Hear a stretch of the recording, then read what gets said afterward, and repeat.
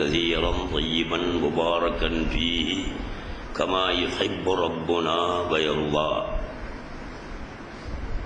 والصلاة والسلام على سيدنا محمد وعلى آله وأصحابه وأزواجه وأهل بيته أجمعين أما بعد அன்புக்குரிய சகோதரர்களே, அல்லாஹ்வின் நல்லடியார்களே, ஞான வழித்தோழர்களே, சகோதரிகளே, இன்று நாங்கள் உலக பிரசித்தி பெற்ற ஒரு ஞானியை நினைவுபடுத்துவதற்காக கூடியிருக்கிறோம். ஒவ்வொரு வருடமும் அவர்களுடைய பெயரால் நாங்கள் மஜ்லிஸ் நடத்தி கந்தூரி வழங்குவது வழக்கம். அந்த நாயகம், அந்த வலியுல்லா, அந்த ஞானி அவர்களை பற்றி சமீப காலத்திலிருந்துதான் உங்களுக்கு தெரியும் என்று நான் நினைக்கிறேன். ஆயினும் நான் சிறு பிள்ளையாக இருந்த காலத்திலிருந்து அவர்களை பற்றி கேள்விப்பட்டிருக்கிறேன். ஆனால் அவர்களுடைய வரலாறுகள் எனக்கு அந்த நேரம் தெரிந்திருக்கவில்லை. என்னுடைய மதிப்புக்குரிய தகப்பனார் அவர்கள் அந்த காலத்திலேயே, நான் சிறுவனாக இருந்த காலத்திலேயே அதிகமாக 2 கிதாபுகள் வாசிப்பார்கள். ஒவ்வொரு நாளும் சுமார் பகல் 10 மணி அளவிலிருந்து லுஹர் வரைக்கும் அந்த கிதாபுகளை வாசிப்பார்கள். அவர்கள் படுக்கின்ற பாய், தலையணை, பெட்ஷீட்டுடன் அந்த கிதாபு 2ம் இருக்கும். படுக்க பாயெடுத்து போட்டார்களே ஆனால் அந்த கிதாபை எடுத்து நெஞ்சிலே வைத்துக் கொண்டு வாசிப்பார்கள், பார்ப்பார்கள், முதாலா செய்வார்கள். அந்த நேரத்திலே நான் அந்த கிதாபை எடுத்து பார்த்து விளங்கக்கூடிய ஆற்றல், சக்தி எனக்கு இல்லாமல் இருந்தது. நான் சிறுவனாக இருந்த காலம், காலி மதரசாவிலே ஓதிக்கொண்டிருந்த காலம். இருந்தாலும் அந்த கிதாபுகளில் சொல்லப்படுகின்ற விஷயங்கள் மிக ஆழமானவை என்ற அளவுக்கு எனக்கு புரிந்தது. அவ்வளவுதான், விளக்கம் தெரியவில்லை. அதில் ஒரு கிதாப் ஹுசூசுல் ஹிகம், அஷ்ஷேகுல் அக்பர் முஹைத்தீன் இப்னு அரபி நாயகம் அவர்களால் எழுதப்பட்டது. இன்று நாங்கள் யாரை நினைவுபடுத்துகின்றோமோ அந்த மகான் அவர்களால் எழுதப்பட்டதுதான் அல் ஹுசூசுல் ஹிகம். இரண்டாவது இன்னொரு கிதாபை பார்வையிடுவார்கள், அது அல் இன்சானுல் காமில். அது அப்துல் கரீம் அல் ஜீலி ரஹ்மத்துல்லாஹி அலைஹி அவர்களால் எழுதப்பட்டது. இந்த கிதாபுகளை அவர்கள் பார்ப்பது வழக்கம். ஒவ்வொரு நாளும் ஒரு வரியாவது பார்க்காமல் உறங்க மாட்டார்கள். எனக்கு ஒரு ஆசை, அந்த நேரத்திலே இந்த கிதாபுகளில் ஒன்றை எடுத்துக்கொண்டு நான் ஓதிக்கொண்டிருக்கின்ற ஹஸரத்துமார்களிடத்திலே காட்டி அதற்குரிய விளக்கத்தை, விவரத்தை அறியலாம் என்ற ஒரு ஆசை. ஒரு நாள் அந்த நேரம் நான் பாணந்துறையிலே ஓதிக்கொண்டிருக்கிறேன். நான் காலியிலே 6 வருஷம் ஓதி முடித்துவிட்டு 7வது வருஷம் பாணந்துறையிலே ஓதிக்கொண்டிருந்தேன். அல் மதரசத்து தீனியா அரபு கல்லூரியிலே. அங்கே என்னுடைய மதிப்புக்குரிய ஹஸரத் மர்ஹூம் அப்துல் சமத் ஆலி முஃப்தி அவர்கள் ஓதி கொடுத்து கொண்டிருந்தார்கள், எனக்கும் ஓதி தந்திருந்தார்கள். அல் இன்சானுல் காமில் என்கிற கிதாபை தான் நான் எடுத்துச் சென்றேன். அதிலே ஒரு இடத்திலே ரஅய்து ரப்பி ஃபீ சூரத்தி ஷாபின் அம்ரத وفي يديه سواران من ذهب وفي رجليه نعلان من ذهب وعلى رأسه تاج من ذهب له وفرة من شعر شاب قطط. இப்படி ஒரு ஹதீஸ்.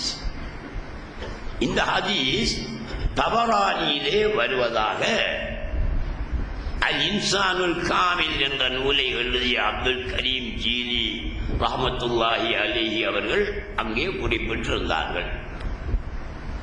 பெரும் ஆச்சரியமாக இருந்தது.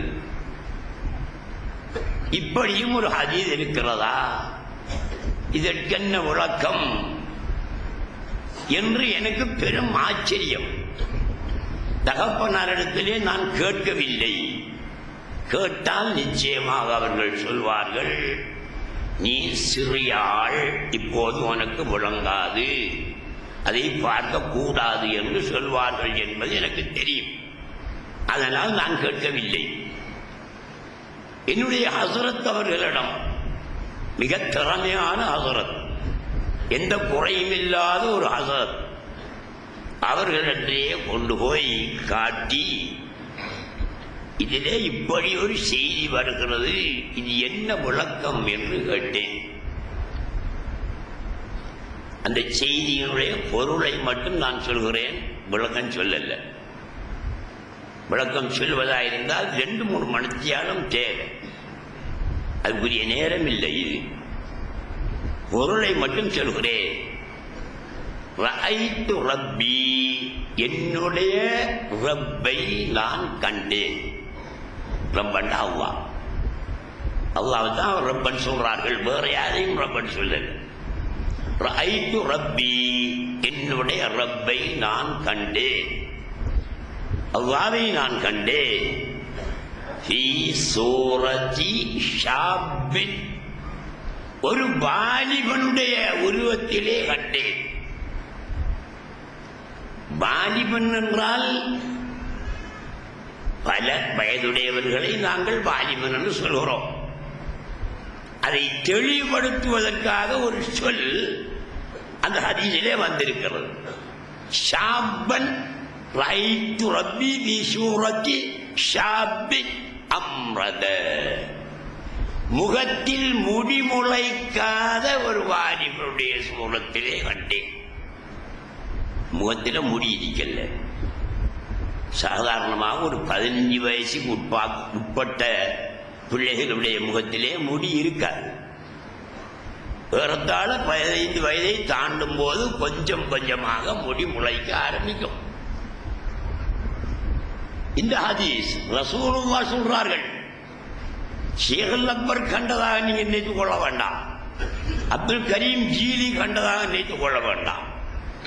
ரசூலுல்லாஹ் சொல்கிறார்கள், என்னுடைய ரப்பை ஃபீ சூரத்தி ஷாபின் அம்ரத, முகத்தில் முடிமுளைக்காத வாலிபனுடைய உருவத்திலே கண்டேன். ஒஃபீ யதைஹி சிவாரானி மின் தஹபின், அவனுடைய 2 கைகளிலும் தங்கத்தினால் 2 காப்புகள் இருந்தன. ஒஃபீ ரிஜ்லைஹி நாலானி மின் தஹபின், அவனுடைய 2 கால்களிலும் தங்கத்தினால் 2 தண்டைகள் நாலானி செருப்புகள் இருந்தன. கைகளிலே தங்கத்தினாலான 2 காப்பு, கால்களிலே தங்கத்தினாலான 2 செருப்பு. நாலானி மின் தஹபின். வாலா ரஅஸிஹி, அவனுடைய தலையிலே தாஜுன் மின் தஹபின், தங்கத்தினால் ஒரு கிரீடம், அரசர்கள் போடக்கூடிய கிரீடம், அரச முடி என்று சொல்வார்கள். லஹு வஃப்ரத்துன் மின் ஷாரின், அடர்ந்த முடி இருந்தது அவனுக்கு. சின்ன சின்ன முடி இல்லை, அடர்ந்த முடி இருந்தது. கதித்தின், உடல் கட்டான வாலிபன், நோஞ்சனாக இல்லை, ரசிலர்கள் போன்ற உடல் கட்டான வாலிபன் உடைய உருவத்திலே கண்டேன். இது ஒரு ஹதீஸ். தபரானி என்ற ஹதீஸ் கிதாபிலே இந்த ஹதீஸ் பதிவு செய்யப்பட்டிருக்கிறது. இது ஹதீஸ் இல்லை என்று எந்த ஒருவனாலும் சொல்ல முடியாது. வஹாபிகளும் சொல்ல முடியாது, சுன்னிகளும் சொல்ல முடியாது. ஹதீது ஹதீது தான், சரியான ஹதீது தான். விளக்கத்திலே தான் குழப்பம் இருக்கிறது. இந்த ஹதீதை, இதில் சொல்லப்பட்ட அந்த அவுசாபுகளை, வர்ணிக்கப்பட்ட அந்த முறைகளை வைத்து நீங்கள் ஒரு உருவத்தை கற்பனை பண்ணி பாருங்கள். அழகிய வாலிபன், உடல் கட்டான ஆள், முகத்திலே முடியில்லை, கையில் தங்கத்தினாலான 2 காப்புகள், காலிலே தங்கத்தினாலான 2 செருப்புகள், தலையிலே அரச முடி, தங்கத்திலானால முடி. இதை நாங்க கற்பனை பண்ணி பார்ப்போம். எப்படி தோணும் உங்களுக்கு? கற்பனை பண்ணினா ஒரு அரசனை போல விளங்குமா, இல்ல வேற மாதிரி விளங்குமா? ஒவ்வொருவரும் அவரவருடைய கற்பனைக்கு ஏற்ற மாதிரி அவங்களுக்கு விளங்கும் என்று நான் நினைக்கிறேன். நானும் ஒரு கற்பனை ஒன்று செய்யலாம், இன்னொரு ஆள் அவருடைய அறிவுக்கு ஏற்ற மாதிரி ஒரு கற்பனை செய்யலாம். படி பலரும் பலவிதமாக கற்பனை செய்யலாம். இது ரசூலுல்லாஹ் சொன்னதுதான். அல்லாஹ் சுப்ஹானஹு வ தஆலாவை இப்படி சொல்லலாமா, அப்படி கண்டேன் இப்படி கண்டேன் என்று சொல்ல முடியுமா? சரி, இதை பார்த்த ஹசரத்தவங்க அன்றுதான் ஹசரத் அந்த கிதாபை பார்த்திருக்கிறாரு. அதுக்கு முதல் அவர் பார்த்திருக்கல, அதை விளங்கினா பார்த்துட்டு அந்த மனுஷன் சொன்ன வார்த்தை மூத்த போயிட்டாரு. அல்லாஹ் ரஹ்மத் செய்யட்டும் அவருக்கு. நல்ல திறமையான மனுஷன். எனக்கு ஓய் தந்த ஹசரத் என்ன சொன்னார் தெரியுமா? சொன்னா சிரிப்பு தான் பண்ணுவோம். அவரே எந்த மாணவனையும் என்னப்பா என்னப்பா என்றுதான் கேட்பார். அவருடைய வாயால ஒரு தூஷண வார்த்தை பேசியிருப்பாராங்கிறது எனக்கு சந்தேகம். அப்படி போனதான மனுஷன் தேன்னு ஊட அழைக்க மாட்டாரு. என்னப்பா இதுதான் அவரு பார்த்து என்னிட்ட சொன்னாரு, என்னப்பா கஞ்சாவை குடிச்சு போட்டு எழுதிக்கானுங்களப்பா அப்படின்னு சொன்னார். சிரிப்பு வரும் தானே. அப்துல் கரீம் ஜீலி உலக பிரசித்தி பெற்ற ஒரு ஞானி. அவங்க எழுதுறாங்க அல் இன்சானுல் காமில்ங்கிற அவங்களோட கிதாபில் ரசூலுல்லாஹ் கண்டதாக எழுதுறாங்க. நான் கண்டேன் என்றுதான் ரசூலுல்லாஹ்வும் சொல்லியிருக்காங்க. இத இந்த மனுஷன் சொல்கிறார், கஞ்சாவை குடிச்சு போட்டு மஸ்தில எழுதியிருக்கிறாங்க என்று சொன்னார். நான் எனக்கு ஓய் தந்த ஹசரத்தானே ஓய் தந்து கொண்டிருக்கின்ற ஹசரத், அவரோட எதிர்த்து பேச நமக்கு முடியாது. அதனால நான் சின்ன ஒரு கேள்வியை கேட்டேன் ஹசரத்துக்கிட்ட. ஹசரத், சரி கஞ்சாவை குடிச்சு போட்டு போதையில எழுதினதா இருந்தா வசனங்கள்ல கூட வந்திருக்கணும். இப்ப கஞ்சா குடிச்சு போட்டு போதையில ஒருத்தன் கடிதம் எழுதுனான்னு வச்சுக்குவோமே, எத்தனையோ புழைய விடுவான், எழுத்து புல விடுவான், வசன புல விடுவான், கருத்து புல விடுவான், இப்படி நிறைய பிள்ளைகளை விடுவான். அதைத்தான் கேட்டேன்னா லேசான ஒரு கேள்வி, சின்ன கேள்வி. இதிலெல்லாம் பிழை விட்டிருக்க வேண்டுமே. கஞ்சாவை குடித்து மத்தில அவர் எழுதியிருந்தா அப்படி ஒன்றும் இல்லையே ஹசரத், எல்லாம் சரியாத்தானே இருக்கிறது. வசனம் சரியாக இருக்கிறது, எழுத்து சரியாக இருக்கிறது, சொற்கள் சரியாக இருக்கிறது. அப்படி இருக்கும்போது மஸ்திலே எழுதினதாக நாம் கருதலாமா என்று கேட்டேன். அதற்கும் அவர் திரும்ப என்னப்பா உங்களுக்கு விளங்கலையா என்றுதான் கேட்டார். அல்ஹம்துலில்லாஹ் என்று நான் கிதாபை வாங்கி கொண்டு வந்து விட்டேன். அந்த நேரத்தில் எனக்கும் தெரியாது. பிறகு இதே ஹதீஸை இன்று நாங்கள் யாரை நினைவுபடுத்திக் கொண்டிருக்கின்றோமோ, அஷ்ஷேகுல் அக்பர் முஹைத்தீன் இப்னு அரபி ரலியல்லாஹு தஆலா அன்ஹு அவர்கள் அவர்களுடைய ஃபுதுஹாத்துல் மக்கியா என்ற நூலில் எழுதியிருக்கிறார்கள். அதேபோல் அவர்கள் எழுதிய பல நூல்களிலே இந்த ஹதீஸை எழுதியிருக்கிறார்கள்.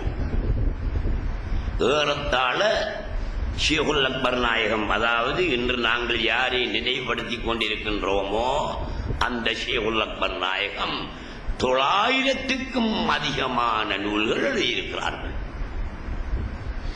ஒரு ஆளால் எழுத முடியுமா? 1000க்கும் மேற்பட்ட நூல்கள் இப்படி சின்ன நூல்கள் என்றா எழுதி தள்ளலாம். அவர்களுடைய ஒரு நூலே 95 வால்யூம் கொண்டது. 95 வால்யூம் என்றா ஒரு வால்யூம் இந்த செய்திக்கும் இந்த 2 கையையும் அணைச்சா எந்த அளவுக்கு இருக்குமோ அப்படித்தான் ஒரு வால்யூம் இருக்கு. அப்படி 95 வால்யூம் வேறத்தான இவடத்திலிருந்து அடிக்கினா சரி அந்த தொங்கலுக்கு போகும்னா என்ன ஒரு கிதாப். பாக்கி கிதாபுகளை பத்தி யோசனை பண்ணி பார்த்து கொள்ளுங்கள். அது அவங்க திருக்குர்ஆனுக்கு விளக்கம் எழுதிய ஒரு கிதாபு ஷேகுல் அக்பர் நாயகம். அதுவும் திருக்குர்ஆன் 30 ஜுஸுவுக்கும் அவர்கள் விளக்கம் எழுதல்ல. அதுல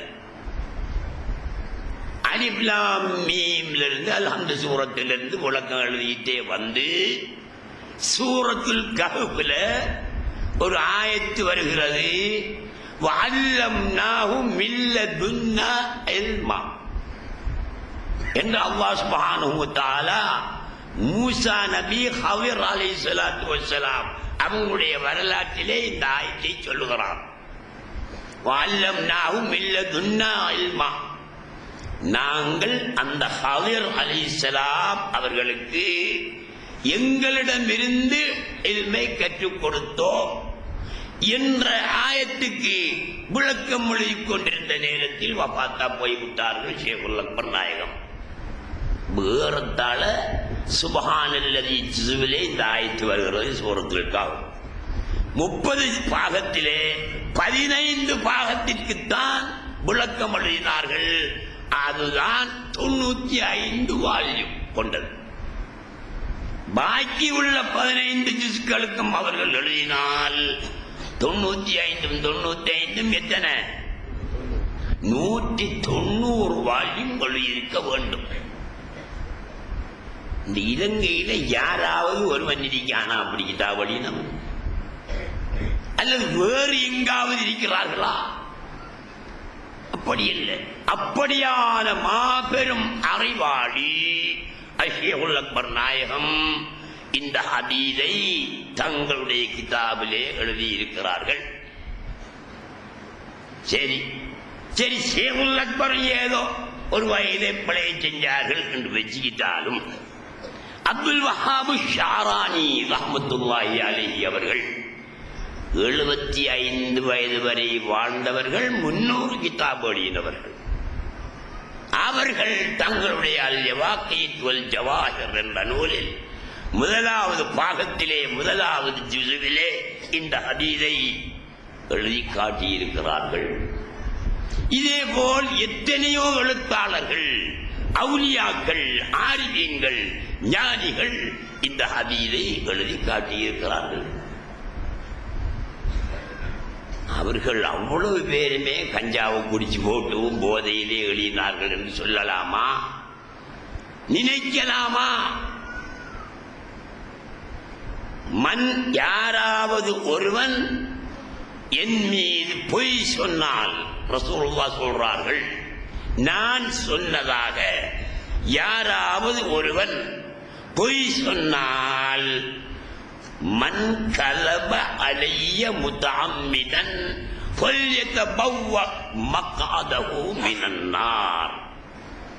ஒருவன் என் மீது ஒரு பொய்யை சொன்னால், மனமுரண்டாக சொன்னால், வேண்டுமென்று சொன்னால், தெரியாமல்ல, வேண்டுமென்று மனமுரண்டாக நான் சொன்னதாக ஒரு செய்தியை ஒருவன் சொன்னால்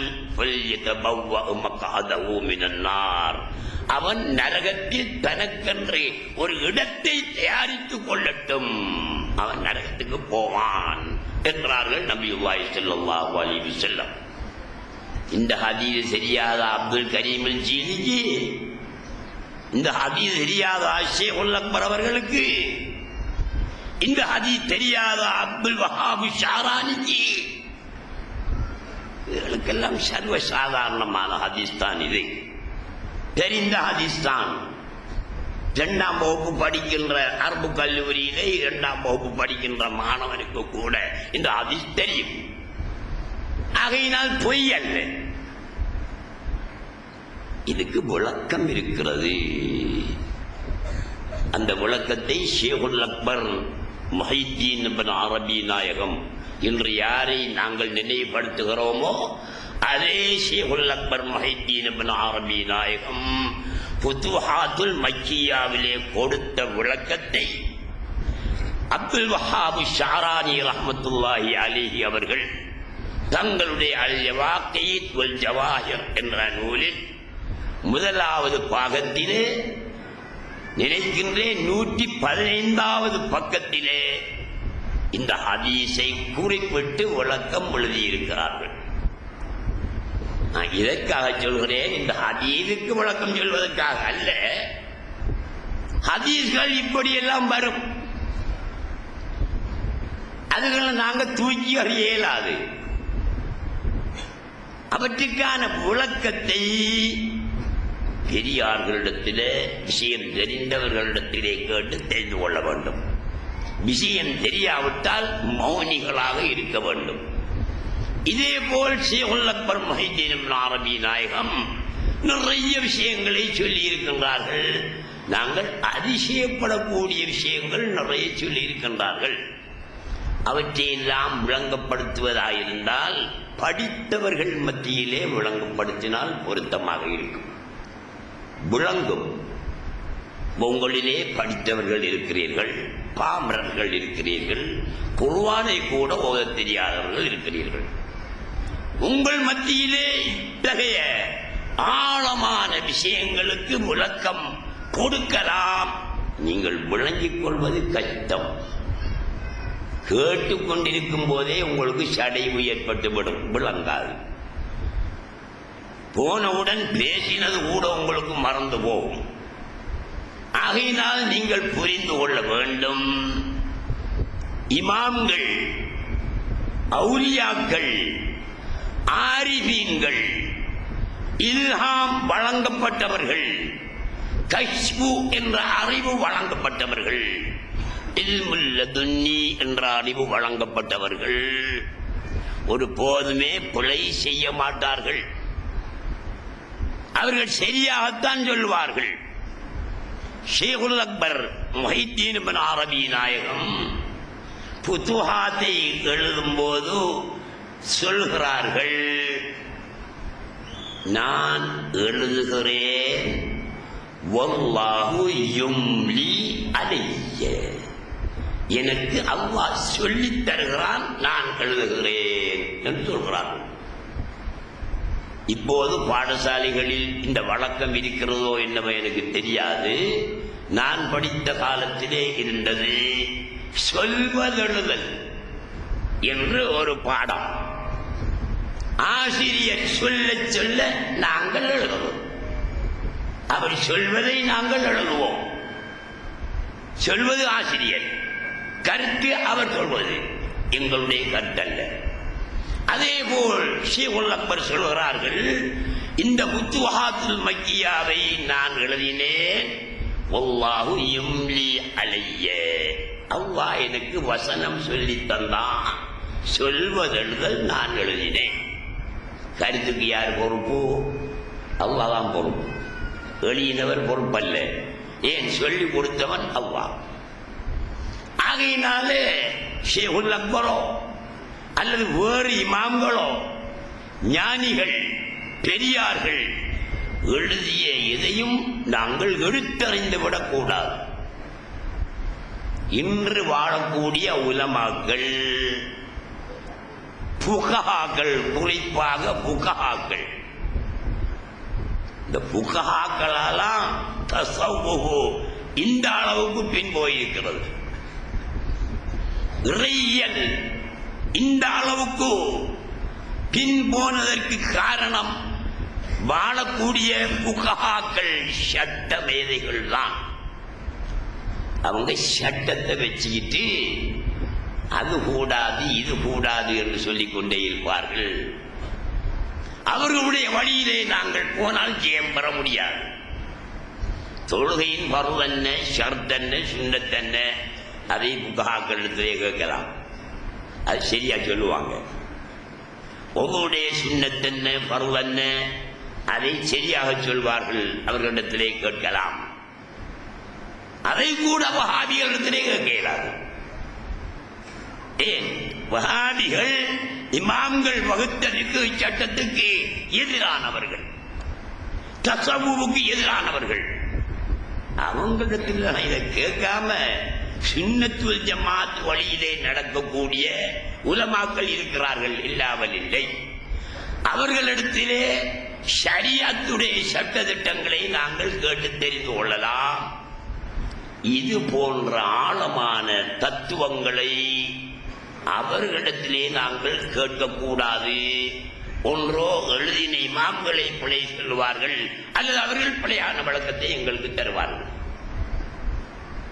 இப்படி நிறைய விஷயங்கள் இருக்கின்றன. நான் இன்று உங்கள் மத்தியிலே பேச வந்தது ஷேகுல் அக்பர் நாயகம் ரலியல்லாஹு தஆலா அன்ஹு அவர்களுடைய வரலாறுகளை சுருக்கமாக சொல்லத்தான் வந்தேன். அவர்கள் சொன்ன விஷயங்களுக்கு விளக்கம் சொல்வதாயிருந்தால் ஒரு நாள் 2 நாள் காணாது, மாத கணக்கிலே பேசிக்கொண்டே இருக்கலாம். 900க்கு மேற்பட்ட கிதாபுகளை ஒருவர் எழுதினவர் என்றால் எப்படியான ஆழமான தத்துவங்களை அவர் எழுதியிருப்பார் என்று பார்த்துக் கொள்ளுங்கள் சகோதரர்களே. ஷேகுல் அக்பர் முஹைத்தீன் இப்னு அரபி நாயகம் அவர்கள் சிரியாவிலே கடைசியாக வாழ்ந்திருக்கிறார்கள். சிரியா நாட்டிலே டமஸ்கஸ், அதாவது டிமஷ்க் என்று சொல்வார்கள் அரபியிலே, ஆங்கிலத்திலே டமஸ்கஸ் என்று சொல்வார்கள். அந்த இடத்திலே தான் கடைசியாக அவர்கள் வாழ்ந்து மரணித்தவர்கள். அவர்களுடைய வரலாறிலே ஒரு சிலதை நான் உங்கள் மத்தியிலே சொல்லுகிறேன், நீங்களும் விளங்கிக் கொள்ள வேண்டும். இந்த பேச்சுக்கள் வெளி ஊர்களுக்கு, வெளிநாடுகளுக்கெல்லாம் போகிறது. இதை கேட்பவர்களும் விளங்கிக் கொள்ள வேண்டும் என்பதற்காக நான் ஒரு சில குறிப்புகளை சொல்கிறேன். அபூபக்கர் முஹம்மது பின் அலி முஹித்தீன் அல் ஹாத்தம் தாஇ அல் உந்துல்சி முத்தஸவ்விஃபுன் மஷ்ஹூருன். இன்று நாங்கள் நினைவுபடுத்திக் கொண்டிருக்கின்ற ஷேகுல் அக்பர் அவங்களுடைய இயற்பெயர், அதாவது தாயும் தகப்பனும் அவர்களுக்கு வைத்த பெயர் முஹம்மத். அவர்களுடைய புனை பெயர் அபூபக்கர், இயற்பெயர் முஹம்மத். தகப்பனாருடைய பெயர் அலி. முஹித்தீன் என்று செல்லமாக இவர்கள் அழைக்கப்பட்டு வந்திருக்கிறார்கள். இதற்கான காரணம், இவர்களுக்கு முஹித்தீன் என்று ஏன் பெயர் வந்தது என்பதை எழுத்துருவில் நான் எங்கும் காணவில்லை. இருந்தாலும் ஒரு விஷயத்தை நான் உங்களுக்கு சுட்டிக்காட்ட விரும்புகிறேன். ஷேகுல் அக்பர் இந்நாயகத்தினுடைய தாய் தந்தையருக்கு பிள்ளை இல்லை. திருமணம் செய்து எத்தனையோ வருடங்கள் குழந்தை பாக்கியம் இல்லாதவர்களாக இருந்தார்கள்.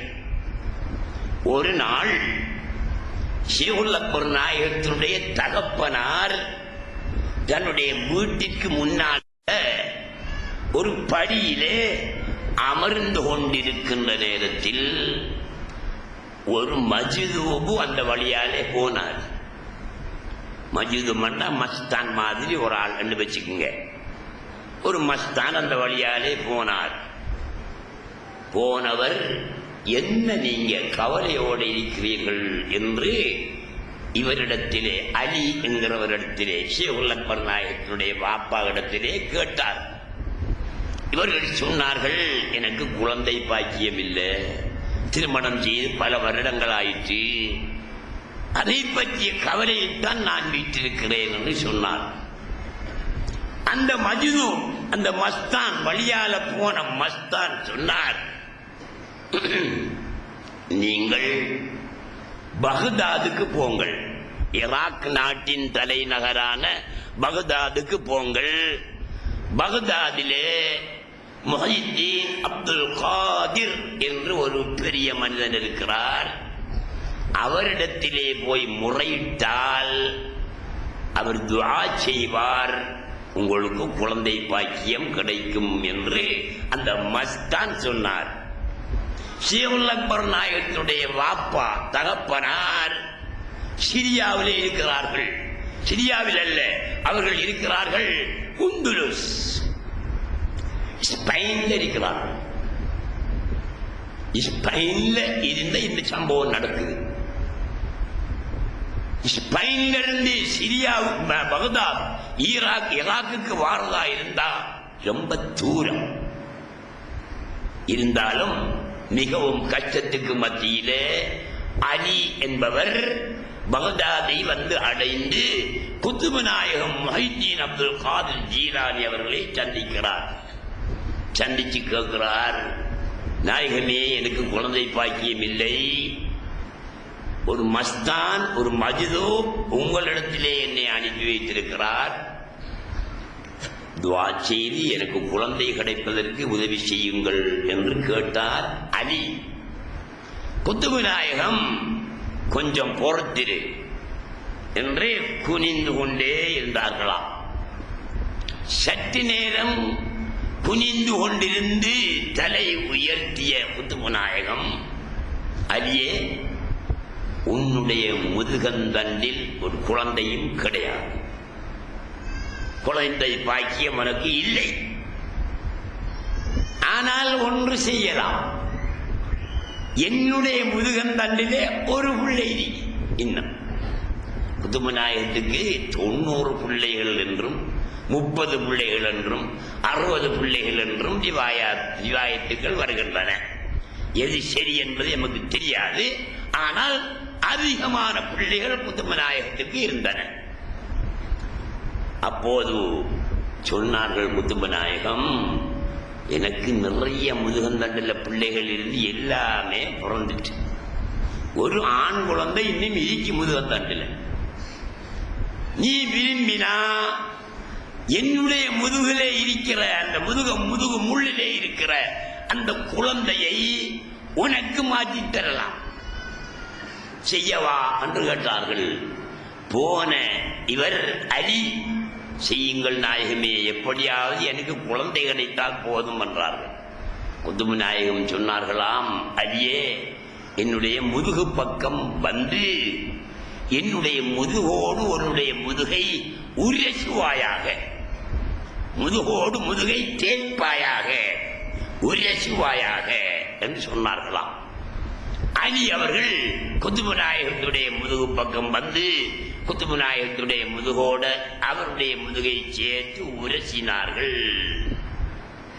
அந்த நேரத்தில் அல்லாஹ் சுப்ஹானஹு வ தஆலா குத்துபு நாயகத்துடைய முதுகந்தண்டிலே இருந்த அந்த ஆண் குழந்தையை அலி என்பவருடைய முதுகந்தண்டுக்கு மாற்றி கொடுத்தார். குத்துபு நாயகம் துஆ செய்தார்கள். அவர்களுடைய துஆவை அல்லாஹ் ஏற்றுக்கொண்டான், உடனே மாற்றிவிட்டான். அதன் பிறகு அலிக்கு பிறந்த பிள்ளைதான் இந்த ஷேகுல் அக்பர். அதனால் தான் முஹைதீனுடைய பெயரை அவர்களுக்கு சூட்டி மக்களால் அழைக்கப்படுகிறார்கள் என்று நான் நினைக்கிறேன். ஆனால் முஹைதீன் என்று அவர்களுக்கு பேர் வந்ததற்குரிய காரணம் எதுவும் எந்த ஒரு கிதாபிலும் தெளிவாக எழுதப்பட்டதை நான் காணவில்லை. இவ்வாறு பிறந்தவர்கள்தான் இன்று நாங்கள் நினைவுபடுத்திக் கொண்டிருக்கக்கூடிய ஷேகுல் அக்பர் முஹைதீன் இப்னு அரபி நாயகம் அவர்கள். இவர்கள் ஸ்பெயினிலே பிறந்தார்கள். முத்தஸவ்விஃபுல் மஷ்ஹூர், பிரசித்தி பெற்ற ஒரு சூஃபி, பிரசித்தி பெற்ற சூஃபிசம் பேசுகின்ற ஒரு ஞானி. உலகம் முழுக்க தெரியும்.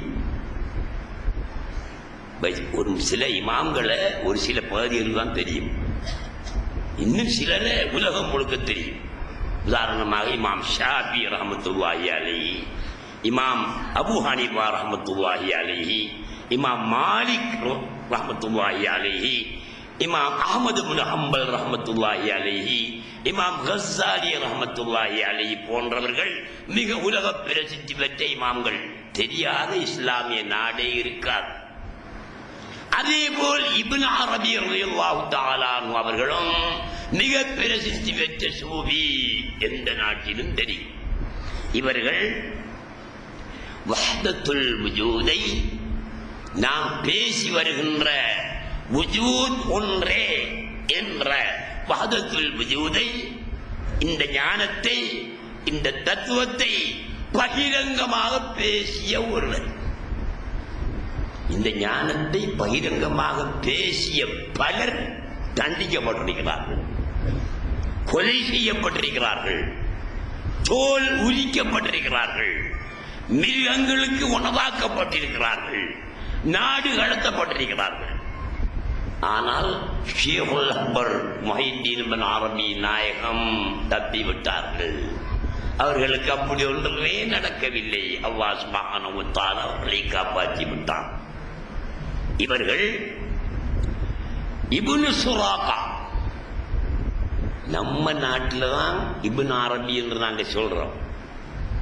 இவர்கள் பிறந்த உந்துலுஸ் ஸ்பெயின்ல முஹைதீன் இப்னு அரபி என்றெல்லாம் இவர்கள் அழைக்கப்படுவதில்லை, இப்னு சுராகா என்றுதான் அழைக்கப்பட்டார்கள். இப்போதும் அழைக்கப்பட்டுக் கொண்டிருக்கின்றார்கள். கிழக்கு பகுதிகளிலே இப்னு அரபி என்று அவர்கள் அழைக்கப்படுகிறார்கள். அவர்களிடம் பைஅத் பெற்ற முரீதீன்கள் அஷ்ஷேகுல் அக்பர் என்று அவர்களை அழைப்பார்கள். இப்படி அழைக்கப்பட்டவர்கள் இவர்கள். ஹிஜ்ரி 560, 28 ஜூலை 1165 ரமலான் மாதம் 17ஆம் அன்று ஸ்பெயினிலே பிறந்தார்கள். அதாவது ஸ்பெயின் ஐரோப்பா கண்டத்தில் இருக்கிறது. அந்த நாட்டிலே ஹிஜ்ரி 560, 28 ஜூலை 1165, இன்றைக்கு 2017. எத்தனை வருஷம் கணக்கு பாருங்க, சொல்லுங்க பாப்போம். 1165 ஜூலை மாதம். அதே நான் விடுங்களேன், ஜூலையை விடுங்க, தேதியை விடுங்க, ஆண்டை மட்டும் எடுப்போம். 1165 பிறந்தார்கள். இன்று 2017. அப்படியானால் எத்தனை வருடங்கள்?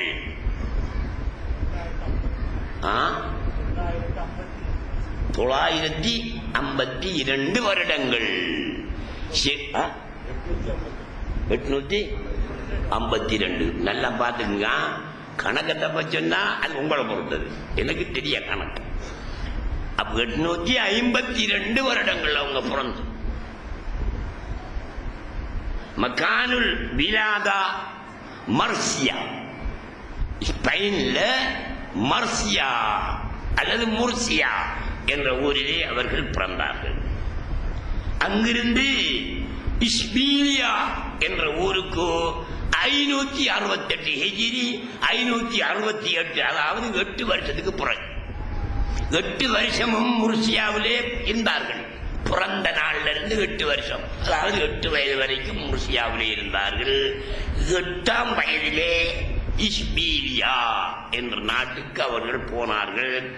1173 ஹிஜ்ரி 568. அங்கே சில 30 வருடங்கள் இஸ்பீலியாவிலே தங்கியிருந்தார்கள். இஸ்பீலியாவிலும் அதுக்கு பக்கத்தில் இருந்த சப்தா என்ற நாட்டிலும் ஹதீஸ் கலையையும் ஃபிக்ஹ் கலையையும் கற்றார்கள்.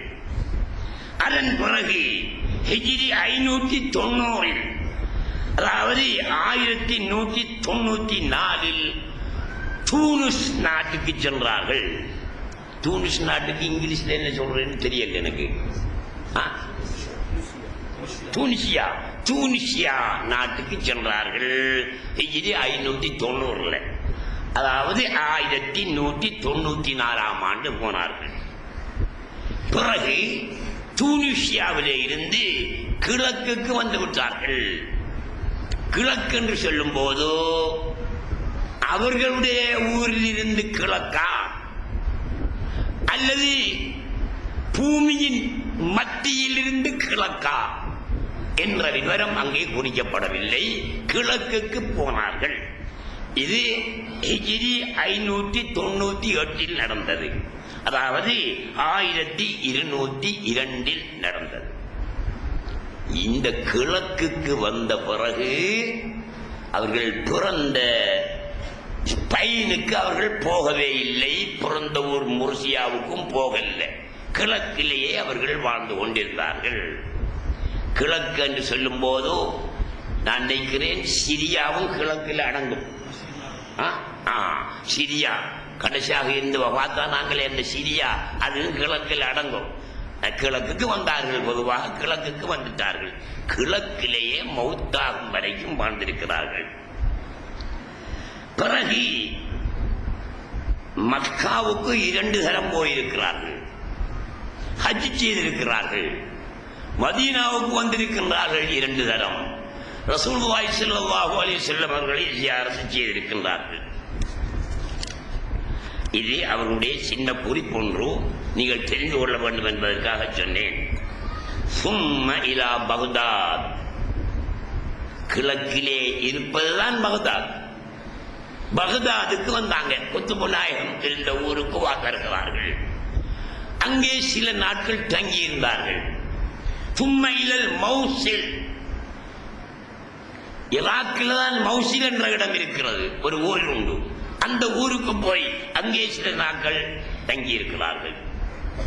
இவங்களுடைய ஒரு கராமத்து, மிக பிரதானமான கராமத்து என்னன்னா, இவங்க இப்ப காத்தாங்குடியில் இருக்காங்கன்னு வச்சுக்கோமே, நாளைக்கு நாங்க இந்தியாவுக்கு போவோம் என்று அவங்க மனசுல நினைச்சா அந்த இந்தியாவில் உள்ளவங்களுக்கெல்லாம் அது புழங்குமா.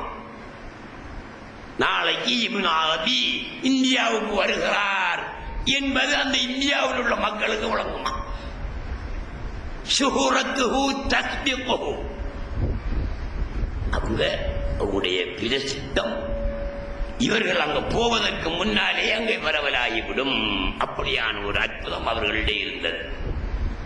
அதனால யாருடனும் தொடர்பு கொள்றல்ல, யாருக்கும் அறிவிக்கிறல்ல. இவங்க நாங்க இந்தியாவுக்கு வரணும் யாருக்கும் அறிவிக்கிறல்ல.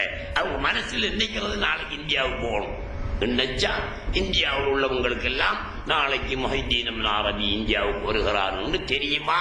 அதற்கான ஏற்பாடுகள் எல்லாம் அவங்க செய்து விடுவார்கள். இவங்க இந்த கிழக்குக்கு வந்த நேரத்தில் இவங்களிடத்துல ஒரு பைசா கூட இருக்கல, காசு இல்லை. காசு இல்லாம தான் வந்தாங்க. எங்க வந்தார்களோ அந்த இடத்தில் அவர்களை கவனிப்பதற்கென்று 1000 பேர் கூட்டமாக இருப்பார்கள். வேண்டிய உதவிகளை அவங்க செய்வாங்க. தங்கறதுக்கு இடம் கொடுப்பாங்க, சாப்பாடு கொடுப்பாங்க, என்னென்ன தேவையோ அதெல்லாம் அவங்க செய்து கொடுப்பாங்க. இவங்க அங்க போன நேரத்தில் ஒரு நஸ்ரானி இருந்தார். காபிரான மனுஷன், முஸ்லிம் அல்ல, காபிரான ஒரு நஸ்ரானி இருந்தார். அவரு போய் சொன்னாரு இவங்கள்ட்ட, நீங்க இந்த இடத்துக்கு வந்துட்டீங்க, தங்குறதுக்கு உங்களுக்கு இடம் வேணுமே, வீடு வேணுமே, வீடு இல்லையே உங்களுக்கு, நான் ஒரு வீடு தரவா, உங்களுக்கு ஏற்றுக்கொள்வீர்களா என்று கேட்டான் அந்த நஸ்ரானி. இவங்க ஒரு நிபந்தனை சொன்னாங்க, நீ வீடு தந்தா விரும்பி நான் அதை ஏற்றுக்குவேன். நீ நஸ்ரானி என்றதுனால நான் அதை மறுக்க மாட்டேன். நீ தந்தா விரும்பி அதை ஏற்றுக்குவேன். ஆனா ஒரு நிபந்தனை, நீ இப்ப தருவாய், நாளைக்கு ஒருவன் வந்து யாராவது இந்த வீட்டை எனக்கு தாங்க என்று கேட்ட நான் கொடுப்பேன். அதுக்கு நீ சம்மதம் பண்ண தரணும். பிறகு நான் நேற்று இவருக்கு தானே வீடு கொடுத்து இன்றைக்கு அவனுக்கு கொடுத்துட்டாரே என்று என்னோட சண்டைக்கு வரப்படாது, உனக்கு சம்மதமான்னு கேட்டார்கள். அவன் சம்மதம் என்று சொன்னான். அந்த நஸ்ரானி அந்த வீட்டை கொடுத்தான். இத்தனையே கோடி ரூபாய் பொறுமதியான வீடாம் அந்த வீடு. 2 நாள் அந்த வீட்டில் தங்கியிருந்தாங்க. மூணாவது நாள் பள்ளிக்கு போய் தொழுது போட்டு வீட்டுக்கு வருகிறார்கள். வீட்டு வாசல்ல ஒரு பகீர் நிற்கிறார். என்ன செய்தி என்று கேட்டார்கள். நாயகமே, நீங்க தனி மனுஷன், இந்த பெரிய வீட்டில் இருக்கிறீங்க, எனக்கு வீடு இல்லை நாயகமே, எனக்கு இந்த வீட்டை தாருங்கள் என்று கேட்டான் காவிர். உடனே ஜுப்பாக்குள்ள சாவி இருந்துச்சு, வீட்டு கதவு சாவி. அதை எடுத்து கொடுத்தார்கள் அவனுக்கு. அவன் அதில் ஓடியிருந்தான். இவங்க வள்ளியில படுத்து செஞ்சான். சிவலப்பர் ஏனென்றா இவங்களுடைய பரம்பரை பெரிய கொடவள்ளல் பரம்பரையில வருது. சிவலப்பருடைய பரம்பரை கொடைவள்ளலுடைய பரம்பரை. ஆத்தின் பாய் என்று பெரிய பிரசித்தி பெற்ற, அவர் உலக பிரசித்தி பெற்றான். ஹாத்தின் பாய் என்றால் உலக பிரசித்தி பெற்ற ஒரு கொடைவள்ளல். இவர் ஜாஹிலியா காலத்தில் உள்ள ஒரு கவிஞர், பிரசித்தி பெற்ற கவிஞர். ரசூலுல்லாஹி ஸல்லல்லாஹு அலைஹி வஸல்லம் அவர்களை கொண்டு ஈமான் கொண்டார்களா இல்லையா என்பது முந்த நாள் வரைக்கும் எனக்கு தெரியல. நான் சந்தேகப்பட்டு கொண்டுதான் இருந்தேன். முந்த நாள் ஒரு பையன் என்னிடத்துல வந்து என்னுடைய மகனுக்கு பேர் தாங்க என்று கேட்டான். அந்த நேரம் ஹாத்திம் தாய் என் மனசுல ஓடிட்டு இருந்த நேரம். அந்த பையனுக்கு ஹாத்திம் தாய்ன்னு நான் பேரை வைப்போம் யோசிச்சேன். இதுக்கு திட்டமாக இல்லை, அவர் முஸ்லீமா இல்லையாண்டு. அடுத்த நாள் அந்த பொடியனுக்கு அடுத்த நாள் பேரை வச்சுட்டேன், நம்ம ஒரு பேரை வச்சுட்டேன். அடுத்த நாள் மௌலவி அஸ்காரி என்னை சந்திக்க வந்தவர்.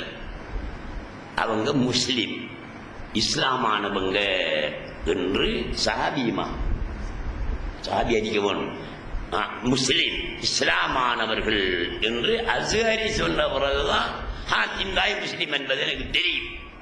தெரிஞ்சிருந்தா அந்த பேர் தான் நான் அந்த பையனுக்கு வச்சிருப்பேன். அப்படி ஒரு நஸ்ரானி கொடுத்த வீட்டை அன்பளிப்பு செய்தாங்க. அந்த கொடவள்ளல் பரம்பரையில வந்ததுனால அந்த குணம் அவங்க இடத்துலயும் இருந்துச்சு. கடைசியில மௌத்து வரைக்கும் தமஸ்கஸ் நகரிலேயே அவர்கள் தங்கி அங்கேயே வஃபாத்தாகிறார்கள். இதே மாதம் வஃபாத்தாகிறார்கள். இது ரபியுல் ஆஹிர் மாதம். வந்துட்டான் 28 ரபியுல் ஆஹிர் மாதம். ரபியுல் ஆஹிர் ரபியுல் சானி என்று சொல்லுவாங்க. ரபியுல் சானி மாதத்திலே வஃபாத்தானார்கள். ஹிஜ்ரி 638 வஃபாத்தாயிருக்கிறாங்க.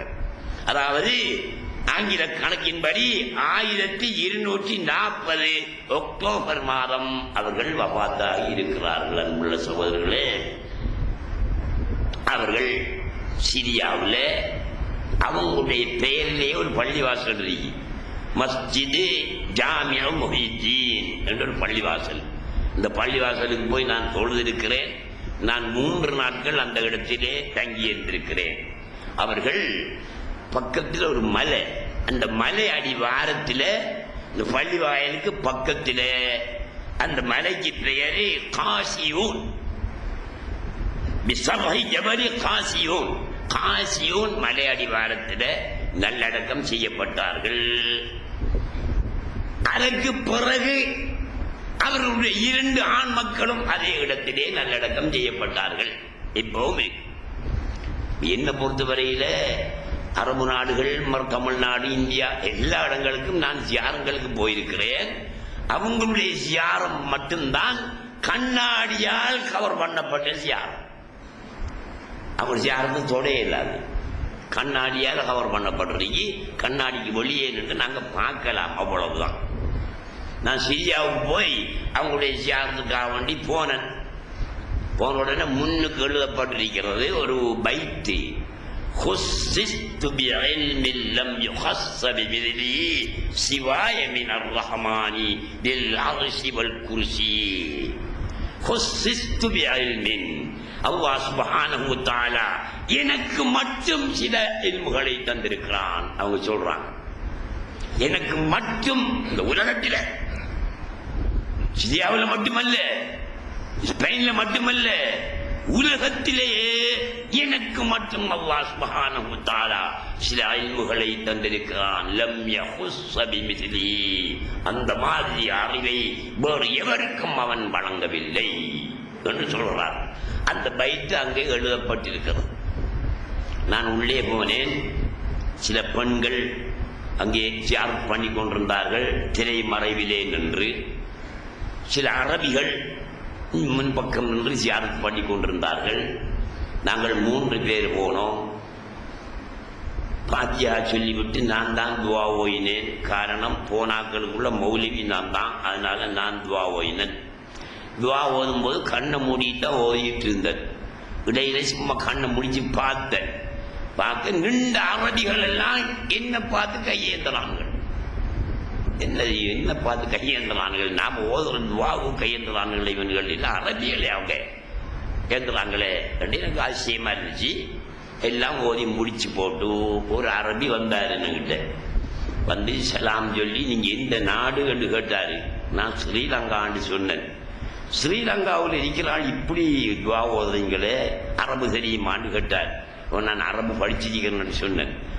என்னோட பேசும்போது சொன்னார், உங்களிடத்திலிருந்து நான் படிக்கணும் போல இருக்கேன். அரபி தான் உங்களிடத்திலிருந்து நான் படிக்க போகணும் போல இருக்கே.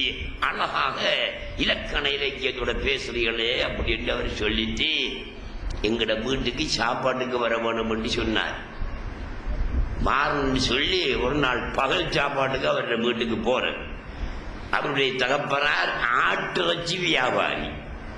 அங்க மார்க்கெட்ல ஆடு அறுத்து ஆட்டிறைச்சி வியாபாரம் செய்கிற ஆள்.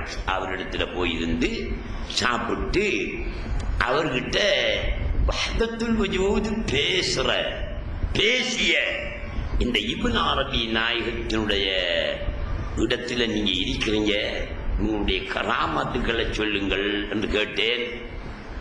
அவர் எனக்கு கராமாத்து ஒன்றும் தெரியாது, அவங்க பெரிய மனிதன் என்று நாங்கள் ஜியாரத்துக்கு போகிறோம் என்று சொன்னார். இந்த இல்முடையவர்கள் யாராவது இங்கே இருக்கிறார்களா நாங்கள் சந்தித்து கதைப்பதற்கு என்று கேட்டேன். அது எனக்கு தெரியாது, இருந்தாலும் சிலரிடத்துல நான் உங்களை அழைத்து போகிறேன் என்று அங்கிருந்த ஒரு பல்கலைக்கழகத்தின் வேந்தர் ஒரு தோட்டத்தில் ஒரு பங்களாவில் இருக்கிறார். அங்கிருந்து எத்தனை கிலோமீட்டர் தூரம் போகணும். அவரை பார்ப்பதற்காக நான் போனேன். அந்த மனுஷன் உட்கார்ந்திருக்கிறாரு, வயசான ஆள். அவரை சுற்றி 40-50 பேர் உட்கார்ந்திருக்கிறாங்க. அவர் வஹாபிசத்துக்கு எதிரான விஷயங்களை சொல்லிக் கொண்டிருந்தார். அந்த சூழலில் வஹதத்துல் வஜூதை பற்றி கேட்க முடியாத சூழல். ஆகையினால் நான் கேட்கல, அப்படியே அமர்ந்து அவர் சொன்ன மற்ற விஷயங்களை கவனித்துக் கொண்டு வந்துவிட்டேன். எனவே சகோதரர்களே, ஷேகுல் அக்பர் பற்றி பேசுறதுக்கு ஒரு நாள் காணுமா? ஏங்க நிறைய விஷயங்கள் இருக்கு. நர்ஸா கொடுக்கணும், வேற வேலைகள் இருக்கு, உங்களை சுணக்க முடியாது. ஆகையினால ஷேகுல் அக்பர் விஷயங்களை சொல்றதா இருந்தா அவரு அதுக்கென்று ஒரு டைம் வேணும். ஒரு உங்களை கூப்பிட்டு அவங்களுடைய ஆத்மீகம் சம்பந்தமான ஆழமான தத்துவங்கள் அத்தனையும் பேசணும். ரசூலுல்லாஹ் அல்லாஹ்வை இப்படி கனவுல கண்டேன்னு சொல்லுவாங்களே, அதுக்குரிய விளக்கத்தை சொன்னா சுப்ஹானல்லாஹ் இதுதான் விளக்கம் பண்ணி நீங்க அதிசயப்படுவீங்க.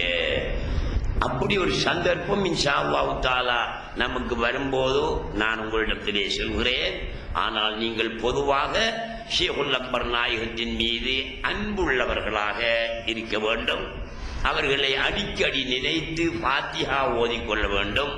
அவர்களிடத்திலே வசீலா கேட்டு நீங்கள் அவர்களை நெருங்க வேண்டும் என்று கேட்டு நான் முடித்துக் கொள்கிறேன். அஸ்ஸலாமு அலைக்கும் வரஹ்மத்துல்லாஹி. பெரியாலிம் ஷைഖே எங்கள் முகம் பார்ப்பீரா, எமையாளும் ஷைഖின் இன்னல்களை தீர்ப்பீரா,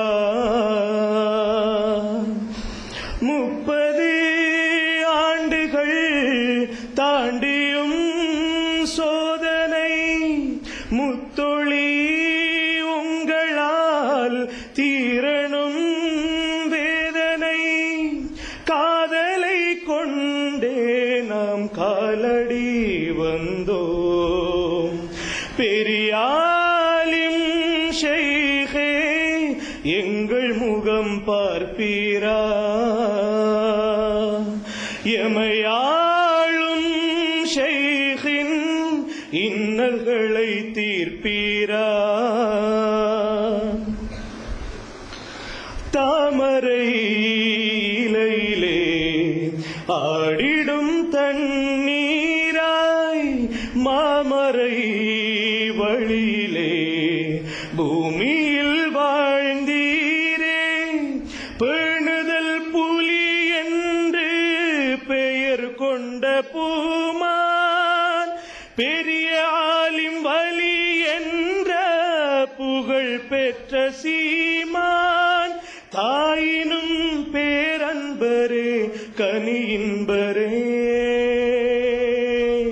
பெரியாலிம் ஷைഖே எங்கள் முகம் பார்ப்பீரா, எமையாளும் ஷைഖின் இன்னல்களை தீர்ப்பீரா.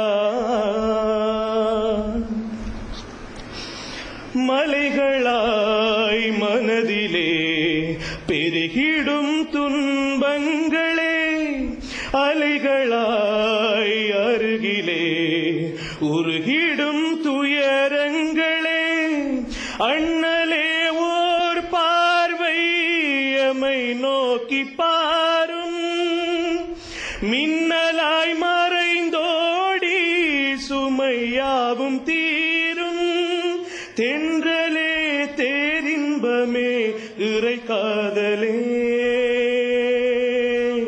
பெரியாலிம் ஷைഖே எங்கள் முகம் பார்ப்பீரா, எமையாளும் ஷைഖின் இன்னல்களை தீர்ப்பீரா. வெள்ளியாய் மின்னிடும் பதுரியாயம் பள்ளி, கொள்கையாய் செல்வங்கள் கொடுக்கணும் நீரள்ளி, குறையின்றி இல்லம் நிறைவாக வேண்டும், குருநாதர் கரம் கொண்டு திறந்தாக வேண்டும், இருகரம் நாம் ஏந்தினோம் அருள் தேடியே. பெரியாலிம் ஷைഖே எங்கள் முகம் பார்ப்பீரா, எமையாளும் ஷைഖின் இன்னல்களை தீர்ப்பீரா. பிறரொளி காணவே உருகிடும் மெழுகாக, இறையொளி வீசிட உயிர் தரும் ஷைഖாக, வாழும் எம்மீஸ்பாகி வாழ்ந்தோங்க வேண்டும், சூழும் நோய் தீங்கின்றி சிறந்தோங்க வேண்டும், ஆயுளும் நூறாகவே அருள் தாருமே. பெரியாலிம் ஷைഖே எங்கள் முகம் பார்ப்பீரா, எமையாளும் ஷைഖின் இன்னல்களை தீர்ப்பீரா. 30 ஆண்டுகள் தாண்டியும் சோதனை, முத்தொளி உங்களால் தீரணும் வேதனை, காதலை கொண்டே நாம் காலடி வந்தோம். பெரியாலிம் ஷைഖே எங்கள் முகம் பார்ப்பீரா,